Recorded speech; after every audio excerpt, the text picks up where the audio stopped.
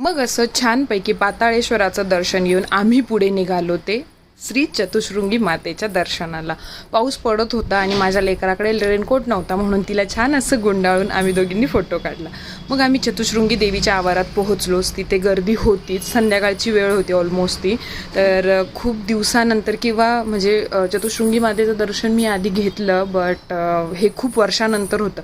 मी खूप हॅप्पी होते, खूप जास्त आनंद मला होत होता. आदित्यने इतका भारी प्लॅन केलेला माझ्यासाठी आणि आम्ही छानपैकी इतकं उत्तमाचं दर्शन घ्यायला पुढे निघालेलो.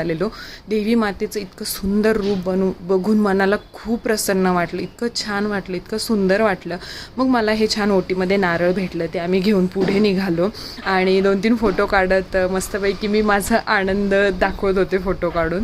तर इतकं छान वाटल्यानंतर देवी मातेचा आशीर्वाद घेतल्यानंतर आम्ही खाली आलो आणि मग अर्थात देवीच्या आवारात आलेलो आहे. तिथे यात्रा असतेच किंवा तिथे शॉपिंगची बरीचशी दुकानं असतात, ती आम्ही फिरलो. छानपैकी चप्पल घालून घेतली. मग आम्ही निघालो ते तिथल्या 1-2-4 दुकानं होते ते बघण्यासाठी. मग मला तर प्रत्येक ठिकाणी गेल्यानंतर आवडतंच, तिथली आठवण म्हणून काहीतरी मला घ्यायला आवडतंच, ते मी घेतलं.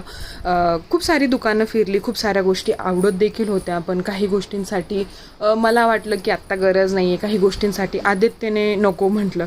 मग असं करत करत काही थोडीफार शॉपिंग झाली आणि मग नंतर आम्ही तिथेच, काही भूक नव्हती लागलेली पण तरी देखील आम्ही जस्ट काहीतरी खावं म्हणून तिथे आम्ही छानपैकी उपवासाचे थालीपीठ खाल्ले. माझा उपवास नाही, बट तरी देखील मी ते खाल्लं.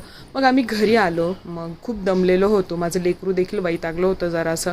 गाडीवरून तिने जरासा त्रास दिला, पण नंतर छान एन्जॉय देखील केला. मग इथून जवळच देवीची काहीतरी मिरवणूक चालली होती, ती बघत माझं लेकरू एवढं आनंदी झालेलं, छानपैकी नाचत होतं. ढोल ताशांच्या गजरात देवीचा मस्तपैकी गजर चालू होता.